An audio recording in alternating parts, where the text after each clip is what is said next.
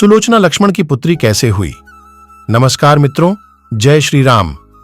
हर हर महादेव। महादेव आप सबकी झोली खुशियों से भर दे। वैसे तो रामायण से जुड़े हुए बहुत से संवाद हैं, लेकिन सुलोचना लक्ष्मण की पुत्री कैसे हुई, यह प्रश्न भी है।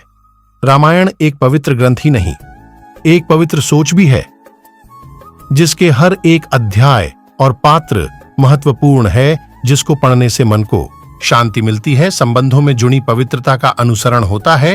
तो आइए आज हम जानेंगे इस वीडियो के माध्यम से कि सुलोचना लक्ष्मण की पुत्री कैसे हुई, इसको विस्तार से।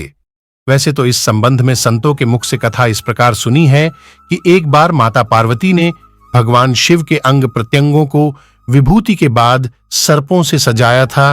भगवान शिव के प्रत्येक अंग में इतने सर्प लपेट दिए कि अंत में एक सर्प भगवान शिव के हाथ का कंगन बनाकर पहनाने के लिए कम पड़ गया था। तब माता पार्वती जी ने शेषनाग जी को बुलाकर उन्हें शिव जी के हाथ में कसकर लपेट दिया। पार्वती जी ने इतनी कस के लपेटा कि शेषनाग उस दर्द को सहन न कर सके और उनके नेत्रों से 2 बूंद आंसू गिर पड़े। उन आंसू बिंदुओं से 2 कन्याएं उत्पन्न हो गई। शेषनाग जी के दाहिने आंख से गिरे हुए आंसू से सुलोचना और बाएं आंख के आंसू से सुनैना की उत्पत्ति हुई थी।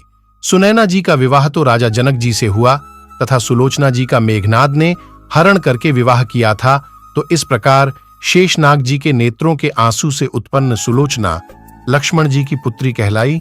सुलोचना और सुनैना दोनों सगी बहन थी और ऐसा कहा जाता है कि रामदल में मेघनाद का सिर धड़ से गिरते समय जब हंसा था तो यही सुनकर कि सुलोचना ने कहा था कि यदि आपने पहले बताया होता तो मैं अपने पिता शेषनाग को बुला लेती और वे युद्ध में आपकी सहायता करते, तुम्हारा कुछ भी न बिगड़ता। मेघनाद का सिर यही बात सुनकर यह कहते हुए हंस पड़ा कि सुलोचना, तुम यही तो नहीं जानती कि तेरे पिताजी ने ही अर्थात लक्ष्मण ने ही हमें मारा है। फिर तुम बुलाती किसे, वे लक्ष्मण ही शेषनाग हैं। इन्हीं ने हमें मारकर तुझे विधवा किया है। सुलोचना लक्ष्मण को देखकर आश्चर्यचकित रह जाती है कि एक पिता ने ही अपनी पुत्री का सिंदूर मिटा दिया।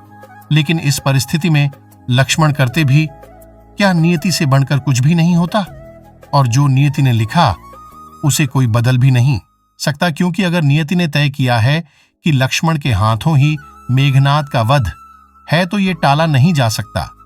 मेघनाद की मृत्यु भी तो लक्ष्मण के सिवाय किसी अन्य से नहीं होनी थी।